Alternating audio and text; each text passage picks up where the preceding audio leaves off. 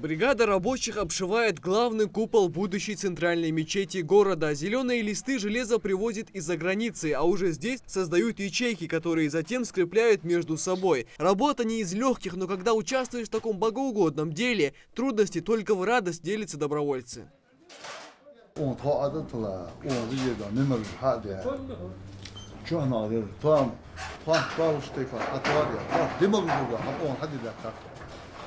Tay kovunur, tay kartır, tay mala amdadır.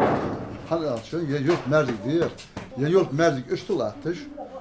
Kuahım habibi yana, sabah ya asıs kohor, soğudur. Kız aşağıda.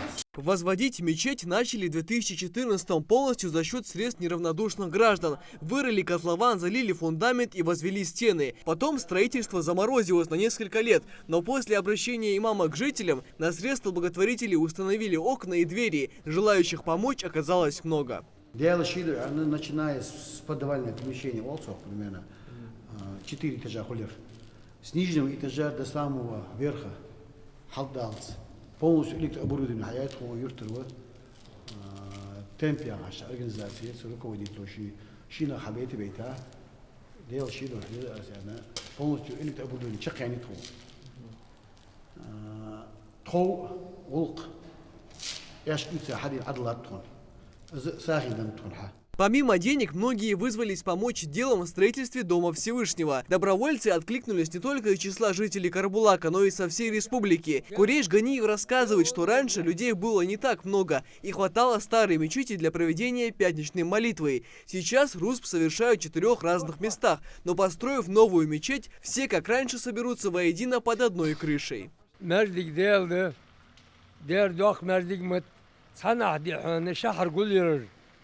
مدي عالمنا يوخ تنا عمار شهرته روس حخلص تنا عمار أو كان عدينا عموديس سو خاتج ديال هذا ديك حدر لا تجد. Многое уже сделано, а что-то еще предстоит. Необходимо начать фасадные работы, заштукатурить и покрасить стены, решить вопрос с коммуникациями.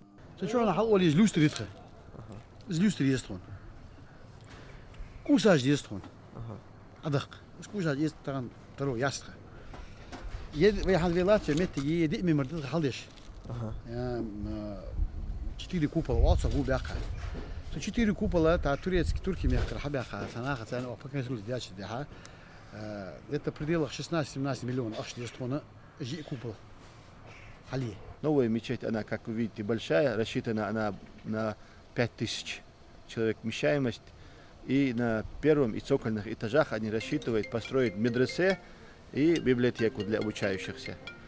В данном учреждении они рассчитывают как бы проводить, как я сказал уже, не только пятничные молитвы, но и каждодневные молитвы и обучать желающих независимо от возраста. Работа продолжается по мере того, как люди вносят свой вклад в строительство столь важного объекта для города. Эта мечеть станет центральной, и вопрос нехватки мест для прихожан останется позади. В одном из хадисов передается, что пророк Мухаммад, да благословит его Аллах и приветствует, сказал: «Тому, кто построит мечеть даже размером с гнездо куропатки, Всевышний построит дом в раю».